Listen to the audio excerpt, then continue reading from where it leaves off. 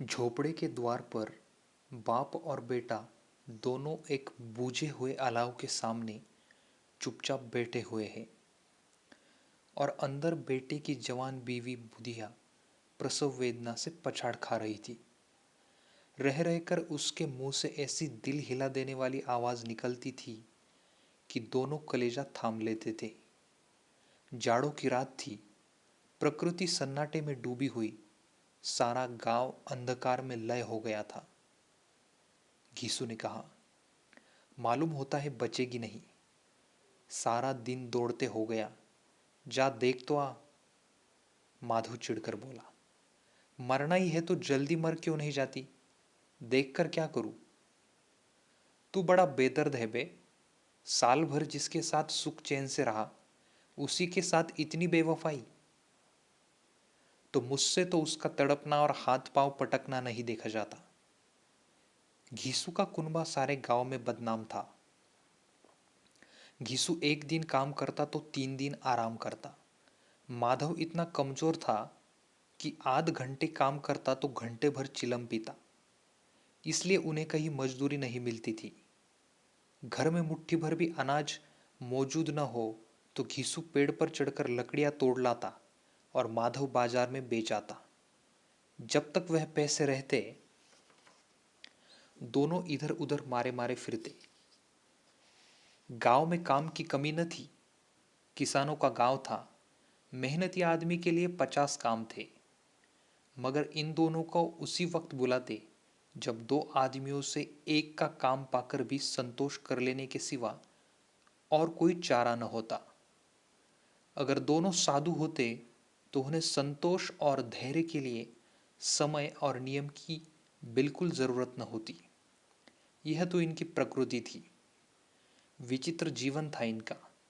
घर में मिट्टी के 2-4 बर्तनों के सिवा कोई संपत्ति नहीं। फटे चिथड़ों से अपनी नग्नता को ढाके हुए जिए जाते थे। संसार की चिंताओं से मुक्त, कर्जे से लदे हुए। गालियां भी खाते, मार भी खाते, मगर कोई गम नहीं। दिन इतने की वसूली की आशा बिल्कुल न रहने पर भी लोग इन्हें कुछ न कुछ कर्ज दे देते। मटर आलू की फसल में दूसरों को खेतों से मटर या आलू उखाड़ लाते और भून भान कर खा लेते, या 10-5 ऊख उखाड़ लाते और रात को चूसते। घीसू ने इसी आकाश वृत्ति से 60 साल की उम्र काट दी और माधव भी सपूत बेटे की तरह बाप के ही पद चिन्हों पर के सामने बैठकर आलू पद चिन्हों पर चल रहा था, बल्कि उसका नाम और भी उजागर कर रहा था। इस वक्त भी दोनों अलाव के सामने बैठकर आलू भून रहे थे, जो कि किसी खेत से खोद लाए थे। घीसू की स्त्री का तो बहुत दिन हुए देहांत हो गया था। माधव का ब्याह पिछले साल हुआ था। जब से यह औरत आई थी, उसने इस खानदान में व्यवस्था की नींव डाली और इन बेगैरतों का दोजक भरती रहती थी। जब से वह आई, यह दोनों और भी आराम तलब हो गए थे, बल्कि कुछ अकड़ने भी लगे थे। कोई कार्य करने को बुलाता तो निर्ब्याज भाव से दुगनी मजदूरी मांगते। यह औरत आज प्रसव वेदना से मर रही थी और यह दोनों शायद इसी इंतजार में थे कि वह मर जाए तो आराम से सोए। घीसू ने आलू निकालकर छीलते हुए कहा, जाकर देख तो क्या दशा है उसकी। चुड़ैल का फिसाद होगा और क्या। यहाँ तो ओझा भी 1 रुपया मांगता है। माधव को भय था कि वह कोठरी में गया तो घीसू आलूओं का बड़ा भाग साफ कर देगा। बोला, मुझे वहां जाते डर लगता है। डर किस बात का है? मैं तो यहां हूं ही। तो तुम ही जाकर देखो ना। मेरी औरत जब मरी थी तो मैं 3 दिन तक उसके पास से हिला नहीं, और फिर मुझसे लजाएगी कि नहीं? जिसका कभी मुंह नहीं देखा, आज उसका उगड़ा हुआ बदन देखो। उसे तन की सुध भी तो न होगी। मुझे देख लेगी तो खुलकर हाथ पांव भी न पटक सकेगी।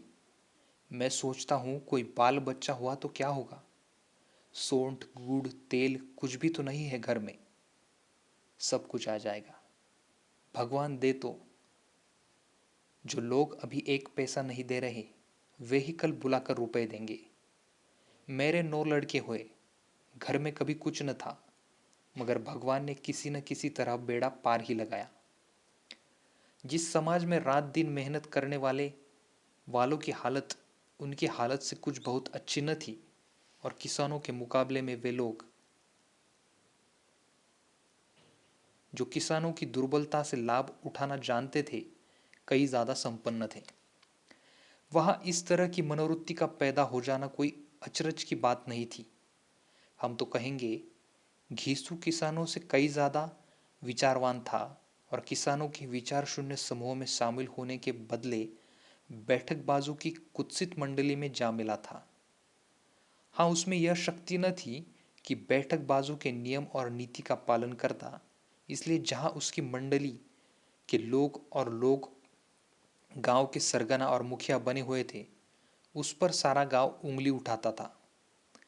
फिर भी उससे यह तस्कीन तो थी कि अगर वह फटे हाल है तो कम से कम उसे किसानों की सी जी जोड़ मेहनत तो नहीं करनी पड़ती, और उसकी सरलता और निरीहता से दूसरे लोग बेजा फायदा तो नहीं उठाते। दोनों आलू निकाल निकाल कर जलते जलते खाने लगे।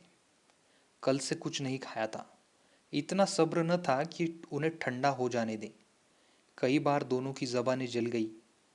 छिल जाने पर आलू का बाहरी हिस्सा बहुत ज्यादा गर्म न मालूम होता, लेकिन दांतों के तले पड़ते ही अंदर का हिस्सा जबान हलक और तालू को जला देता था। और उस अंगारे को मुंह में रखने से ज्यादा खैरियत इसी में थी कि वह अंदर पहुंच जाए। वहां उसे ठंडा करने के लिए काफी सामान थे, इसलिए दोनों जल जल निकल जाते।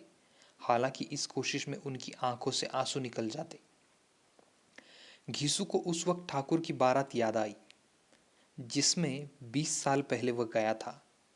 उस दावत में उसे जो तृप्ति मिली थी, वह उसके जीवन में एक याद रखने लायक बात थी, और आज भी उसकी याद ताजी थी। बोला, वह भोज नहीं भूलता। तब से फिर उस तरह का खाना और भरपेट नहीं मिला। लड़की वालों ने सबको भरपेट पूड़ियाँ खिलाई थी। सबको, छोटे बड़े सब ने पूड़ियाँ खाई, और असली घी की चटनी, रायता, 3 तरह के सूखे साग, एक रसेदार तरकारी, दही, मिठाई। अब क्या बताओ कि उस भोज में क्या स्वाद मिला। कोई रोक टोक नहीं, जो चीज चाहो मांगो, जितना चाहो खाओ।